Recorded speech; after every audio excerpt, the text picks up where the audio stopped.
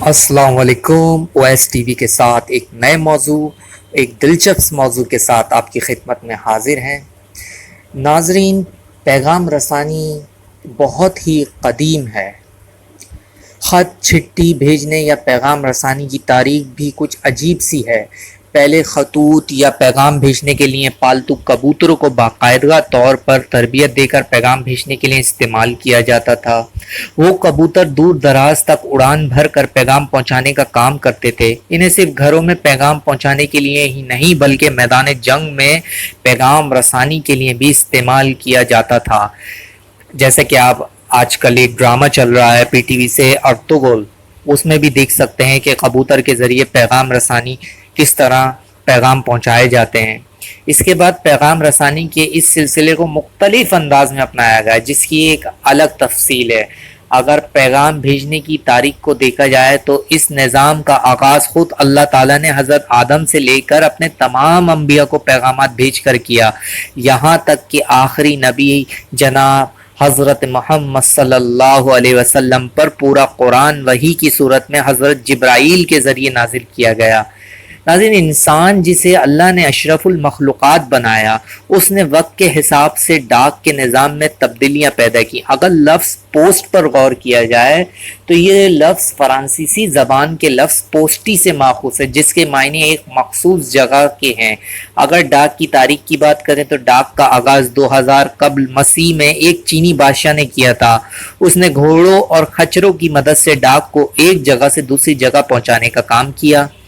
मगर डाक का मुकम्मल निज़ाम अल बरीद के नाम से हज़रत उमर रज़ी अल्लाह ताला ने शुरू किया, जिसे दीगर खुलफाए राशिदीन और सहाबा कराम ने बतदरीज आगे बढ़ाया।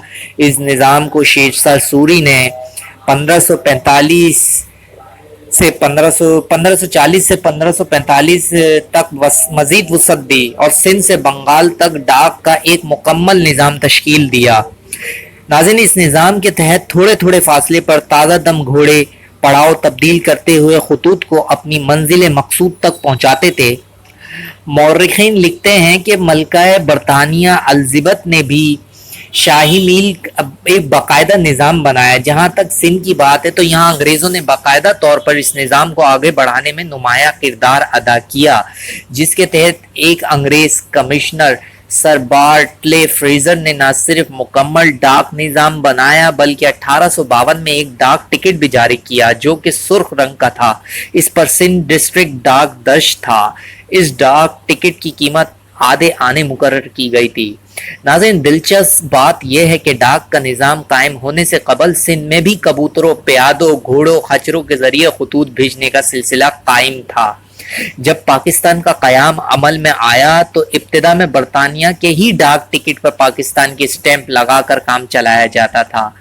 ये तो 9 जुलाई 1948 को पाकिस्तान जिंदाबाद के नारों से मुज़य्यन टिकट छापा गया। उसके बाद गोया मुल्क में डाकखानों की कतारें लग गईं और खतूत लिखने वाले लोगों की तादाद में भी बेपनाह इजाफा हो गया। कराची में भी डाकखानों की तारीख नई नहीं बल्कि 19वीं सदी की है। यहाँ भी मुख्तलिफ तरीक़ों से पैगाम रसानी का काम किया गया, मगर अंग्रेज़ों की आमद के बाद यहाँ बाकायदा तौर पर डाकखाने कायम किए गए। आज जहाँ मेरी वेदर टावर मौजूद है, मैरी वेदर टावर मौजूद है, इसके पिछले हिस्से में पत्थरों की एक 2 मंजिला इमारत मौजूद थी। उससे डाक के निज़ाम को चलाया जाता था।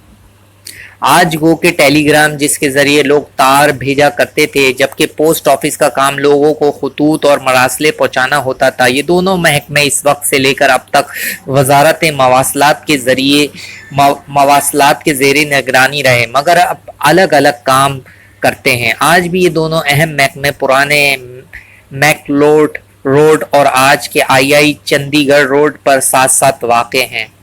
कराची, जिसे एक गुंजान शहर कह सकते हैं, यहाँ डाक की खपत सबसे ज़्यादा हुआ करती थी। लोग सुबह बेदार होते और दरवाज़ों पर खड़े होकर डाकिये का इंतज़ार किया करते थे। अगर डाकिया कोई खुशखबरी वाला ख़त लेकर आता तो लोग उसकी तवाज़ा करते और इनाम व अकराम से नवाजा करते थे। अगर किसी महल्ले में कोई टेलीग्राम आ जाता तो पूरे इलाके में एक कहराम मचा होता था कि कोई बुरी खबर आई है। लोग اس وقت صرف کسی کی موت کی صورت میں ٹیلی گرام بھیجا کرتے تھے۔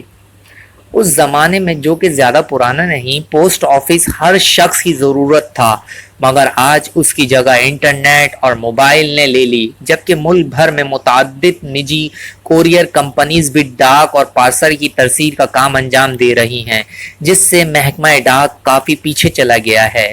لوگوں نے جدید ٹیکنالوجی سے اپنے مراسلات اور پیغامات بھیجنے شروع کیے، جسے دیکھ کر یہی محسوس ہوتا ہے اب شاید محکمہ ڈاک کی ضرورت نہیں، لیکن ایسا نہیں ہے، کیونکہ محکمہ ڈاک اب بھی ملک بھر میں ڈاک کی ترسیل کا وہ واحد ادارہ ہے جس کے ڈاکخانے چھوٹے چھوٹے گاؤں اور قصبوں میں بھی قائم ہیں۔ یہاں تک کہ اگر کسی فوجی بھائیوں کو ان کی چھاؤنی یا سیاچن گلیشیئر پر پیغام بھیجنا ہو تو صرف محکمہ ڈاک ہی یہ کام سر انجام دے سکتا ہے۔